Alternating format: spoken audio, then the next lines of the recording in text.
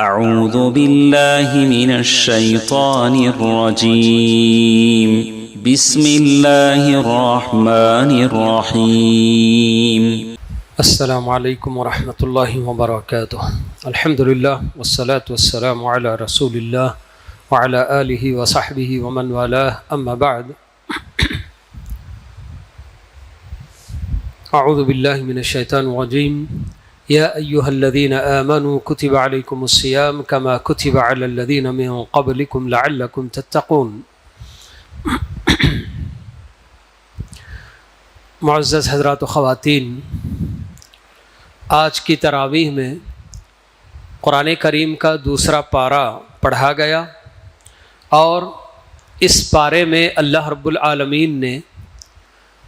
رمضان اور روزے سے متعلق بہت سارے احکام بتائے ہیں، اور پیارے نبی صلی اللہ علیہ وسلم کا فرمان بار بار ہم لوگ سن چکے ہیں، طلب العلم فریضۃ علی کل مسلم کہہ کر۔ دین کی جانکاری، دین کا علم حاصل کرنا ہر مسلمان پر فرض ہے۔ تو ایسے میں ماہ مبارک رمضان اللہ رب العالمین کی جانب سے ہمیں نصیب ہوا ہے، تو اس کے موٹے موٹے کیا احکام ہوتے ہیں یہ ہمیں معلوم کرنا انتہائی ضروری ہے۔ اللہ رب العالمین نے روزے اور رمضان سے متعلق جو احکام بتائے، تو سب سے پہلے اللہ تعالیٰ نے اس پارے کے اندر یہ بات بتائی کہ اے ایمان والو، تم پر روزے فرض کیے گئے اسی طرح جیسا کہ تم سے پہلے والی امتوں پر فرض کیے گئے تھے۔ صرف فرضیت کی حد تک اللہ تعالیٰ گزری ہوئی امتوں کے ساتھ ہمارے روزوں کو تشبیہ دے رہے ہیں، ورنہ روزے کی کیا حقیقت تھی، کتنا گھنٹہ ان کا روزہ ہوا کرتا تھا، ان کے لیے سحری افطاری کی اجازت تھی نہیں تھی، کیا ہے، یہ تفصیلات اللہ تعالیٰ نے ہمیں نہیں بتائیں۔ بس اتنی بات اللہ تعالیٰ نے بتائی کہ جس طرح سے اگلی امتوں پر روزے فرض کیے گئے تھے، اسی طرح سے اے امت مسلمہ تمہارے اوپر بھی روزے فرض کیے گئے۔ اس میں یہ گویا کہ امت مسلمہ کو دلاسا دینا اور تسلی دینا کہ روزہ یہ آپ کے لیے اللہ تعالیٰ کا کوئی نیا قانون اور انوکھا قانون نہیں ہے، بلکہ اس قانون پر آپ سے پہلے بھی جو انسان اس دنیا میں بستے آئے ہیں وہ بھی عمل کر چکے ہیں۔ تو اس لیے اللہ رب العالمین نے اگلی امتوں پر جیسے فرض کیے گئے ویسے تم پر فرض کیے گئے اللہ نے بتایا۔ تو روزے کی فرضیت، رمضان کے مہینے کے روزے سارے مسلمانوں پر فرض ہیں، یہ بنیادی بات ہوتی ہے کہ بعد میں اللہ رب العالمین کن لوگوں کو اس سے چھوٹ ہے یہ اللہ تعالیٰ بتاتے ہیں، لیکن بنیادی طور پر اللہ تعالیٰ نے سارے ایمان والوں کو مخاطب کر کے بتایا کہ یا ایھا الذین آمنوا، جس کے اندر سارے مومن، مرد، عورتیں، تندرست، بیمار سب داخل ہیں۔ تو اللہ تعالیٰ کا پہلا حکم یہ ہے کہ یہ روزے ہمارے اوپر فرض کیے گئے ہیں۔ اس کی فرضیت بڑی تاکیدی عمل ہے، تاکید کے ساتھ ہم اس کو کیسے سمجھ سکتے ہیں کہ اللہ کے نبی صلی اللہ علیہ وسلم کی مشہور حدیث کہ اسلام کے 5 بنیادی ستون، پلرز آف اسلام کہہ کر اللہ کے نبی صلی اللہ علیہ وسلم نے جو حدیث بتائی ہے، تو اس میں روزے، رمضان کے روزے کو بھی ایک پلر کی حیثیت حاصل ہے۔ اسلام کی بنیاد جن 5 ستونوں پر ہے اس میں سے ایک ستون رمضان کے روزے رکھنا بھی ہے، جس سے ہمیں پتہ چلتا ہے کہ یہ فرضیت بڑی ہی مؤکد تاکید کے ساتھ اس کو گویا کہ ہمارے اوپر فرض کیا گیا ہے۔ ایسے میں بہت سارے مسلمان، خاص کر جوان لڑکے لڑکیاں، یا پھر گھر میں بہت سارے ایسے مرد اور خواتین ہوتے ہیں جن کی زمانے دراز سے چونکہ عادت نہیں تھی کبھی اس طرح سے روزہ رکھنے کی، ان کے اپنے بڑوں نے ان کو روزہ نہیں رکھایا تھا، جس کی وجہ سے بڑے آرام سے کہہ دیتے کہ ہم سے روزہ رکھا نہیں جاتا۔ تو یہ جب جتنے روزے ان کے اپنے چھوٹتے ہیں، سمجھیے کہ اللہ رب العالمین کے پاس ان کی ویسی ہی پکڑ ہوگی، عذر کی بنیاد پر چھوڑنا اور چیز ہے، بغیر کسی عذر کے یہ کہہ کر کہ مجھ سے بھوکا نہیں رہا جاتا، مجھ سے پیاسا نہیں رہنے ہوتا، تو یہ اللہ رب العالمین خوب اچھی طرح سے جانتے ہیں کہ بندوں پر میں نے روزہ فرض کیا ہے تو ہر بندے کی طاقت کی بات ہے یہ، اللہ کہ کوئی بندہ بیمار وغیرہ ہو یا بہت ہی زیادہ عمر رسیدہ ہو جس کے لیے اللہ رب العالمین نے چھوٹ دی ہے۔ تو یہ بہرحال روزے کا بنیادی حکم ہم کو معلوم ہونا چاہیے کہ یہ روزے اللہ رب العالمین کی طرف سے امت مسلمہ پر فرض ہیں، تو ہم میں سے ہر بندے کو جب وہ مقیم ہو اور تندرست ہو تو ایسی صورت میں اس کے لیے روزے رکھنا ضروری ہوتا ہے۔ اللہ تعالیٰ نے فرمایا کہ ایام معدودات کہہ کر کہ یہ روزے جو اللہ تعالیٰ نے فرض کیے ہیں مختصر دن کے لیے، گنے چنے چند دنوں کے روزے ہیں، یعنی کہ ایک مہینے کا روزہ ہم سب جانتے ہیں۔ پھر آگے اللہ رب العالمین نے یہ بات بتائی کہ فَمَنْ كَانَ مِنْكُمْ مَرِيضًا أَوْ عَلَى سَفَرٍ فَعِدَّةٌ مِّنْ أَيَّامٍ أُخَرَ، جو لوگ تم میں سے مریض ہوں یا مسافر ہوں انہیں رمضان ہی کے مہینے میں روزہ رکھنا ضروری نہیں ہے، بلکہ بعد کے اور دنوں میں اس کی وہ قضا کر سکتے ہیں۔ مریض دو قسم کے ہوتے ہیں، ایک ایسا مریض جو کہ ہمیشہ کا مریض، کبھی اس کی بیماری سے اس کو چھٹکارا ہی نہیں ملتا، دائمی مریض جس کو ہم کہتے ہیں، تو ایسا مریض ایک ہوتا ہے، اور ایک وہ مریض ہوتا ہے جو وقتی طور پر اچانک بیمار ہوا، بخار آ گیا 2-4 دنوں کے لیے، بہت زیادہ بالکل اس کے اندر کمزوری پیدا ہو گئی، نہیں روزہ رکھ پایا، یا اچانک کسی کو لوز موشن، قے وغیرہ ایسے بالکل بد ہضمی کی وجہ سے ہو گئی کہ جس کی وجہ سے کمزوری آ گئی، 2-4 روزے اس کے چھوٹ گئے، تو یہ بیماری وقتی بیماری ہوتی ہے۔ یا کبھی کبھی کسی کا کچھ ایکسیڈنٹ ہوا یا کوئی اور بیماری، بہرحال وقتی طور پر، کہ یعنی کہ آگے چل کر اس کا علاج ہو جاتا ہے اور بندہ تندرست ہو جا سکتا ہے، تو ایسے مریض کے لیے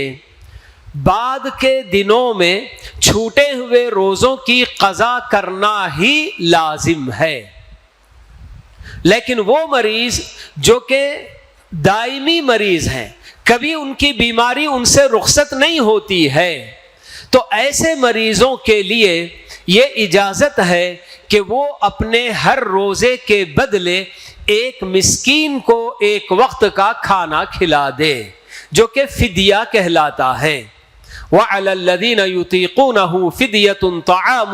مسکین، جی اللہ تعالیٰ نے بتایا کہ جو لوگ مشقت کے ساتھ روزہ رکھ سکتے ہیں، بڑی مشقت، ان کو بہت تکلیف ہوتی ہے روزہ رکھنے میں، تو اسی دائمی مریض کے اندر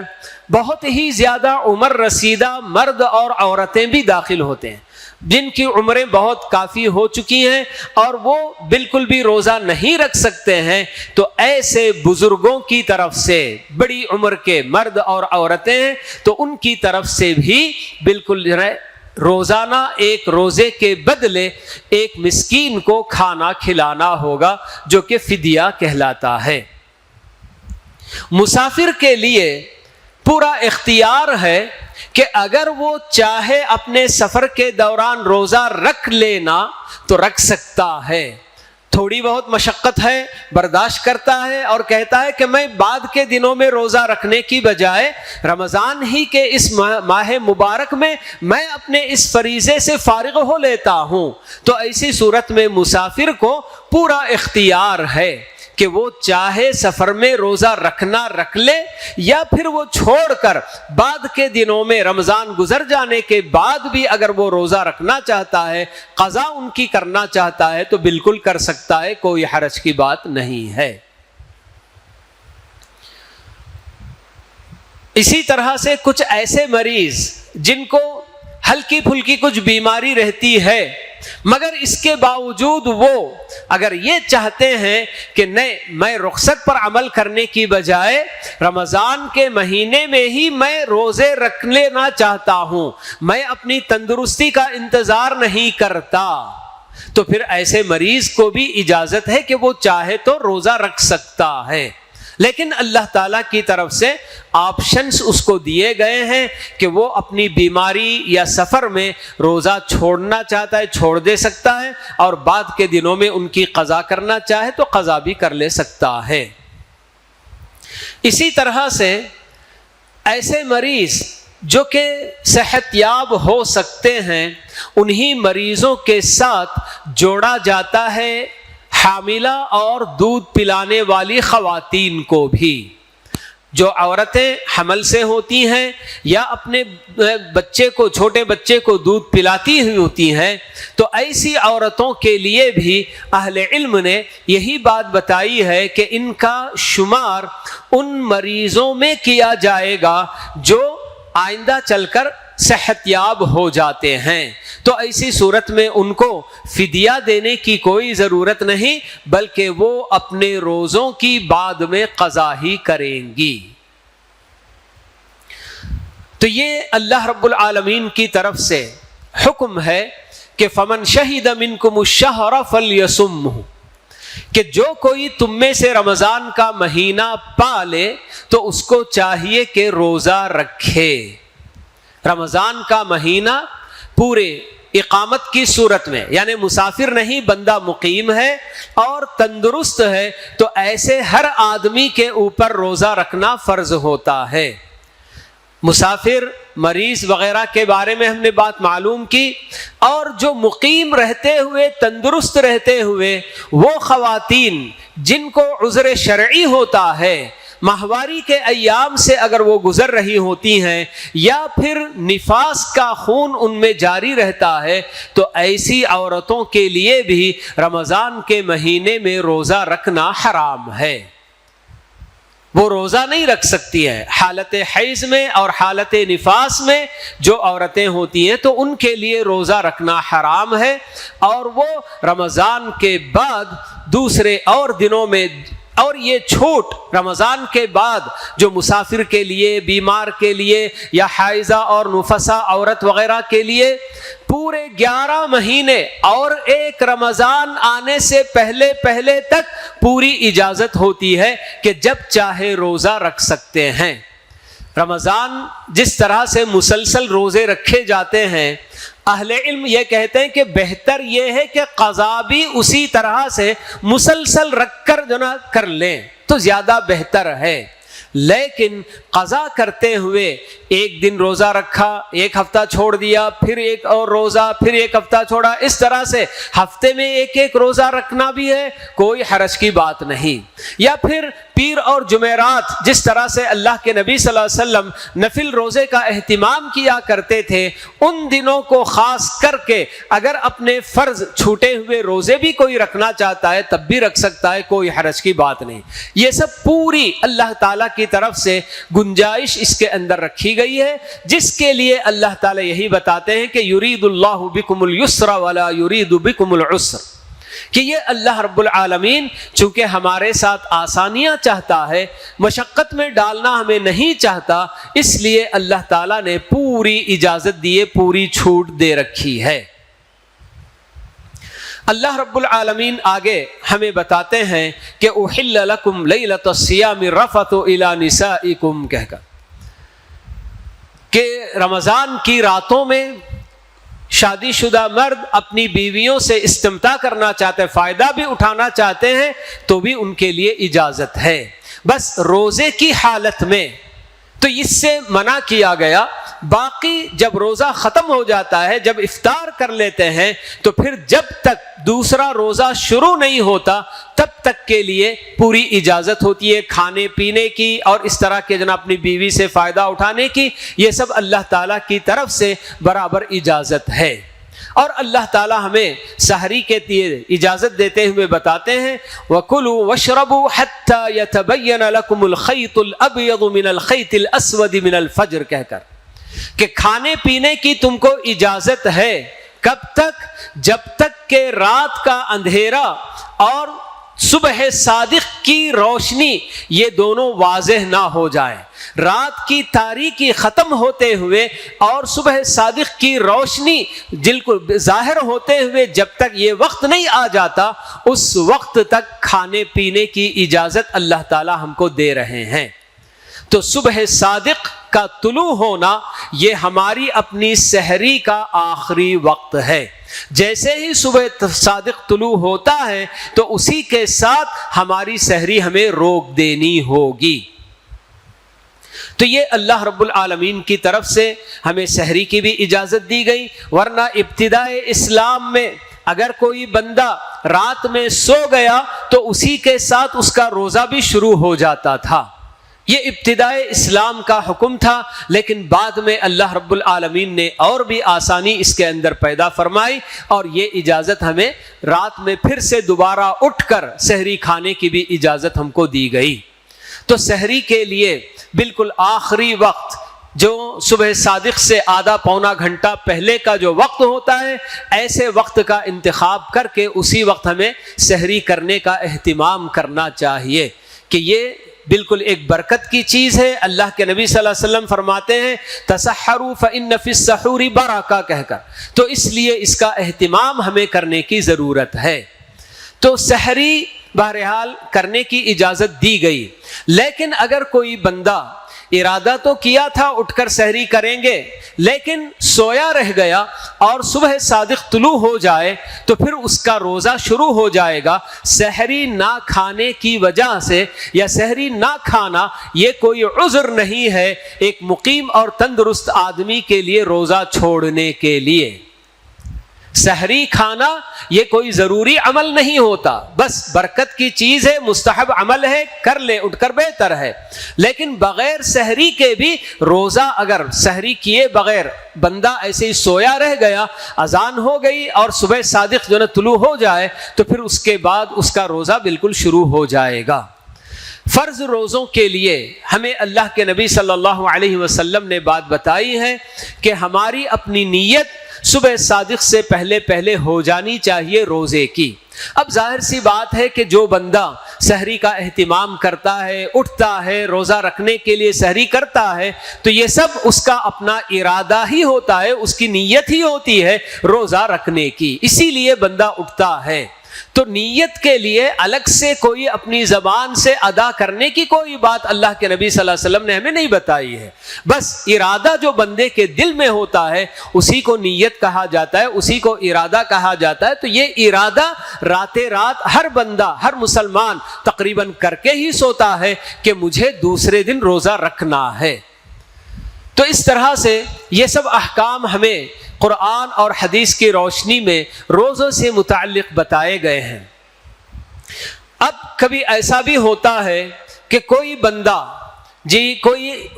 کافر سمجھیے کہ کسی دن کے وقت میں، ظہر کے وقت میں سمجھیے کہ وہ اسلام لے آیا رمضان کے مہینے میں، تو وہ دن جس دن وہ اسلام لے آیا، اسلام لانے کے فوراً بعد اس کے اوپر احکام لاگو ہو جاتے ہیں۔ اس کا مطلب یہ ہوا کہ اس دن کا روزہ بھی اس کے اوپر قضا ہوگا۔ بعد کے جتنے روزے وہ تو رکھے گا، جس دن وہ اسلام لایا اس دن کا روزہ بھی اسے بعد میں رمضان ختم ہونے کے بعد وہ ایک روزہ اس کو قضا کرنا ہوگا۔ بالکل اسی طرح سے جو عورتیں اپنے ناپاکی سے پاکی میں داخل ہوتی ہیں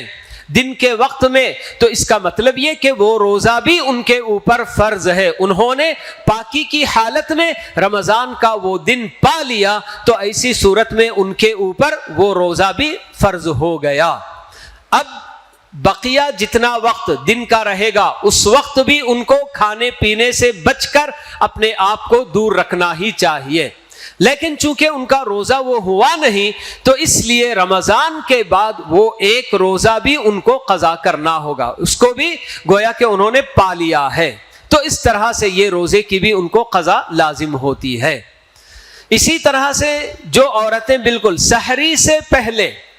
پاک ہو گئیں تو ایسی صورت میں چاہے وہ حیض و نفاس والی عورت کی پاکی ہو یا پھر مرد اور عورت میاں بیوی جنہوں نے ہم بستری کی تھی رات میں اور بالکل آخری وقت میں جبکہ سحر کا وقت ہے اور اس وقت وہ بیدار ہوئے، تو اس کا یہ مطلب نہیں کہ وہ ناپاکی کی حالت میں روزہ شروع نہیں کر سکتے، ایسا نہیں ہے۔ باقاعدہ ان کے پاس اگر زیادہ وقت ہے نہا دھو کر اس کے بعد بھی وہ سحری کر سکتے ہیں تو ٹھیک ہے، کوئی حرج کی بات نہیں، لیکن وقت اتنا تنگ ہے کہ وہ صرف سحری کر سکتے ہیں اور سحری کے بعد بھلے سے وہ طلوع فجر کے بعد ہی غسل کر لیں، کوئی حرج کی بات نہیں، ان کا روزہ بالکل صحیح روزہ ہوگا۔ چاہے وہ حیض و نفاس والی عورت رات کے آخری وقت میں بالکل پاکی اس کو حاصل ہو رہی ہے، یا کوئی بھی میاں بیوی ہم بستری کیے اور وہ، یا پھر کوئی مرد جس کو احتلام ہوا تھا بیدار ہوا ایسے وقت میں کہ اس کو بالکل جناب وقت بہت تنگ ہے، تو ابتدا سحری سے کرنی ہے، غسل سے نہیں کرنا ہے۔ غسل بعد میں بھی کیا جا سکتا ہے۔ اللہ کے نبی صلی اللہ علیہ وسلم آپ نے اپنے عمل سے ہمیں اس کا جو ہے کیا ثبوت دیا ہے کہ اسی طرح سے آپ بالکل جو ہے کہ حالت جنابت میں سحری کر لیتے، اذان کے بعد غسل کر کے اس کے بعد آپ نماز پڑھانے کے لیے جاتے تھے۔ تو اس طرح سے یہ سب احکام ہمیں قرآن مجید کے اندر اور پیارے نبی صلی اللہ علیہ وسلم کی سنتوں میں بتائے گئے ہیں۔ تو فدیہ جو دینا ہوتا ہے وہ لوگ جو روزہ نہیں رکھ سکتے، میں نے آپ کو بتایا کہ ایسا مریض جو کہ کبھی اس کی بیماری اس سے ختم نہیں ہو سکتی،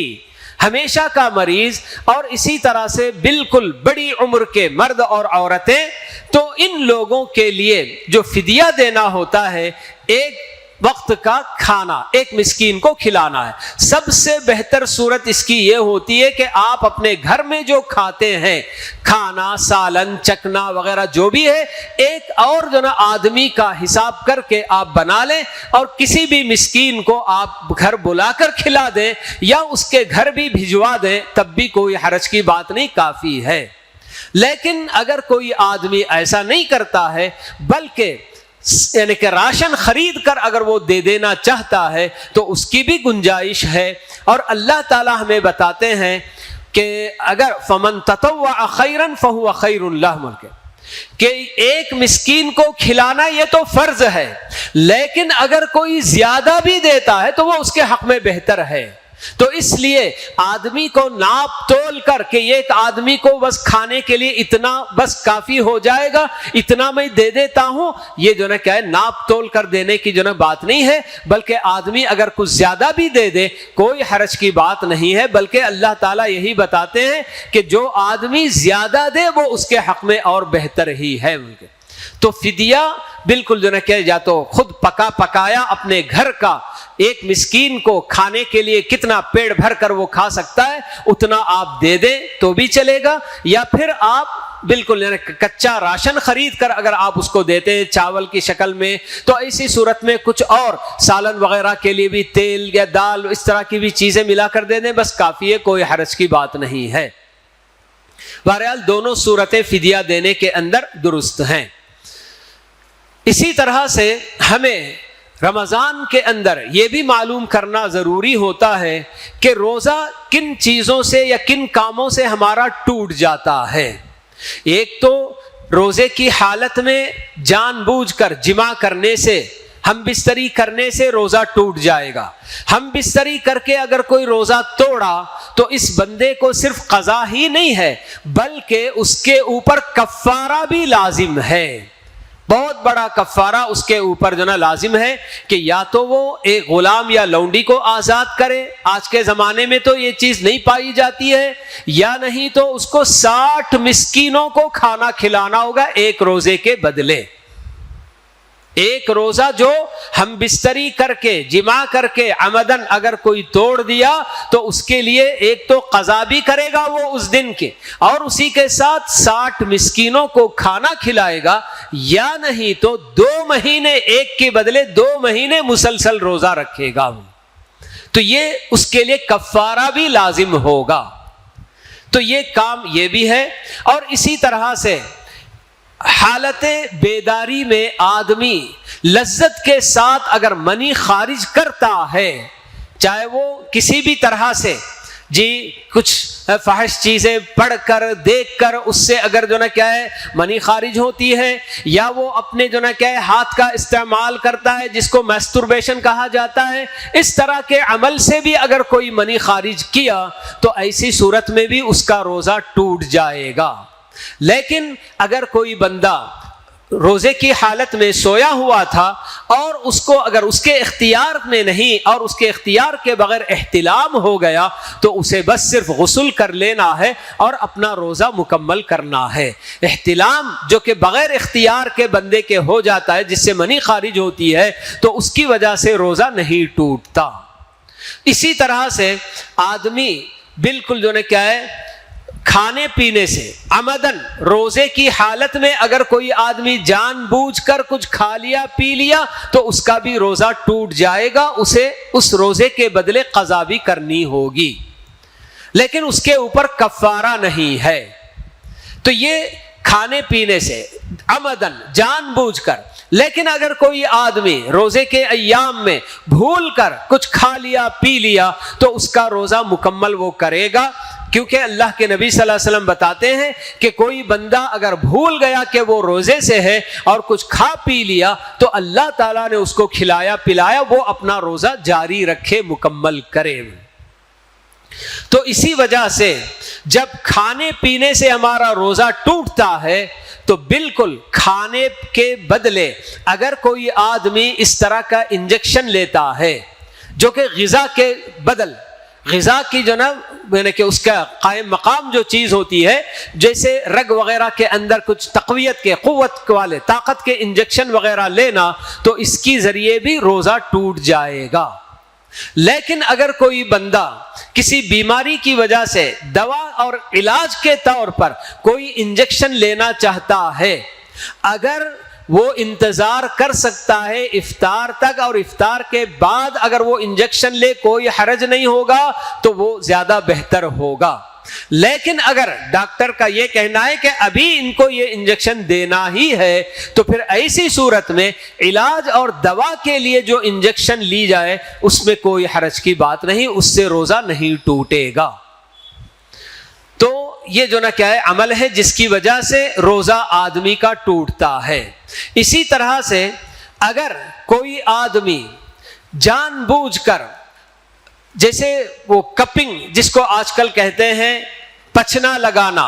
حجامہ کرنا بول کے، تو حجامہ کرنے سے بھی روزہ ٹوٹ جائے گا۔ اللہ کے نبی صلی اللہ علیہ وسلم کا فرمان ہے افطر الحاجم والمحجوم کہہ کر۔ ویسے ہی کوئی آدمی اگر کسی کو بلا کے یعنی کہ ضروری نہیں ہے لیکن ایسے ہی بلڈ ڈونیٹ کرتا ہے تو اس کی وجہ سے بھی روزہ ٹوٹ جائے گا۔ اہل علم بتاتے ہیں